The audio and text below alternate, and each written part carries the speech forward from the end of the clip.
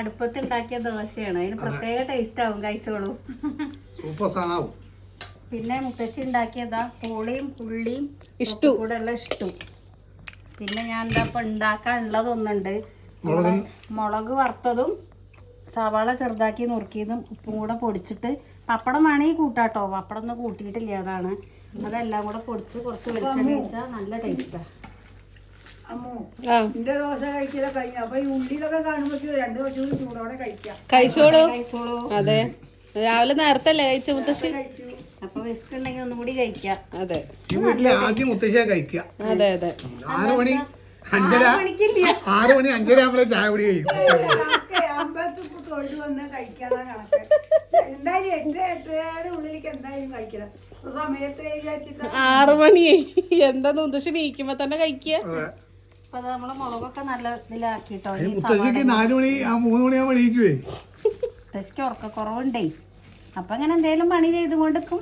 അതെ, രാവിലെ ആരോട് വർത്താനം നന്നായി മരുമോളോട് കേട്ടോ.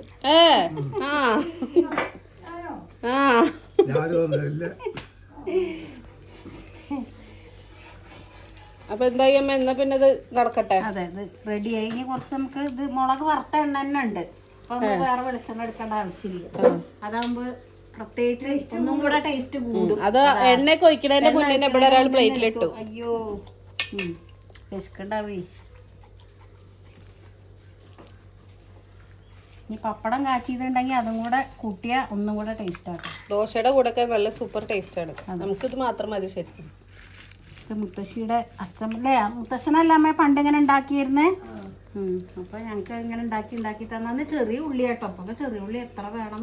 അമ്മേ, ചെറിയ ഉള്ളി ഇങ്ങനെ നേരാക്കിട്ട് ഇത്രയൊക്കെ ചെറുതാക്കി ചെറിയ ഉള്ളി അധികം ഉണ്ടാവുക. അതിങ്ങനെ തോല് കളഞ്ഞ് തമിഴ്നാട്ടിൽ നിന്നുള്ള പച്ചക്കറികൾ വരവൊന്നുമില്ലേ. കത്തിയോണ്ട് ഇങ്ങനെ ഇത് നല്ല നൈസായിട്ട് പിച്ചാത്തി പണ്ടത്തെ പേനക്കത്തി. അതുകൊണ്ടാണ് അരിഞ്ഞിങ്ങനെ നല്ല നൈസാവും കേട്ടോ. അതുകൊണ്ടൊക്കെ ഉള്ളി അരിഞ്ഞാലേ.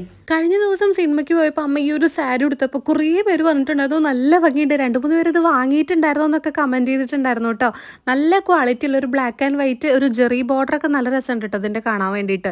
എനിക്ക് നന്നായിട്ട് ഇഷ്ടപ്പെട്ടിട്ടുണ്ടായിരുന്നു. 500 രൂപയുടെ ഉള്ളിലേ ഉള്ളൂ കേട്ടോ അതിന് വില. ഞാൻ എന്തായാലും ലിങ്ക് മേലെ ടാഗ് ചെയ്ത് കൊടുക്കാം. സൂപ്പറാണ് കേട്ടോ.